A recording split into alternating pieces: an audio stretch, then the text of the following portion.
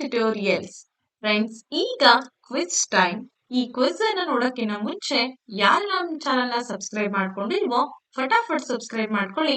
Daily ನಿಮ್ಗೆ quizzes ಗಳನ್ನ update ಮಾಡ್ತಾ ಹೋಗ್ತೀವಿ. ಹಾಗಾದ್ರೆ ಪ್ರಶ್ನೆಗಳನ್ನ ನೋಡೋಣ. ಚಿಕ್ಕ ಮಕ್ಕಳ ಕಲಿಕಾ ಪ್ರಕ್ರಿಯೆಯಲ್ಲಿ ಪಾಲಕರು ಪಾತ್ರವನ್ನ ನಿರ್ವಹಿಸಬೇಕು. ಹಾಗಾದ್ರೆ ಎಂತಹ ಪಾತ್ರವನ್ನ ನಿರ್ವಹಿಸಬೇಕು? ಆಪ್ಷನ್ ನಂಬರ್ 1 ಧನಾತ್ಮಕ, ಬಿ ತಟಸ್ಥ, ಸಿ ಋಣಾತ್ಮಕ, ಡಿ ಸಕ್ರಿಯ. ಹಾಗಾದ್ರೆ ನಿಮ್ಮ ಸಮಯ ಈಗ ಶುರುವಾಗುತ್ತೆ.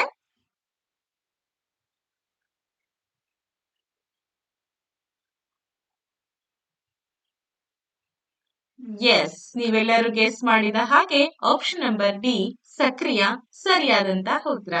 ಹಾಗಾದ್ರೆ ಮುಂದಿನ ಪ್ರಶ್ನೆಯನ್ನ ನೋಡೋಣ. ಮಗುವು ವಸ್ತು ಮತ್ತು ಘಟನೆಗಳ ಬಗ್ಗೆ ತಾರ್ಕಿಕವಾಗಿ ಚಿಂತಿಸಲು ಆರಂಭಿಸುವಂತ ಹಂತ ಯಾವುದು?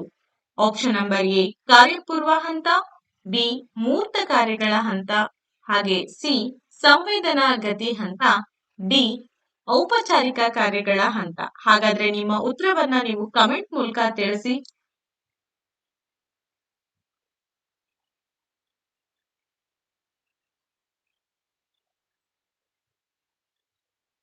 S, very good. Option number B ಮೂರ್ತ ಕಾರ್ಯಗಳ ಹಂತ ಸರಿ ಇದೆ. ಹಾಗಾದ್ರೆ ಇಂತಹ ವಿಡಿಯೋಗಳಿಗೋಸ್ಕರ ನಮ್ಮ ಚಾನೆಲ್ ಸಬ್ಸ್ಕ್ರೈಬ್ ಮಾಡ್ಕೊಳ್ಳಿ. Thank you.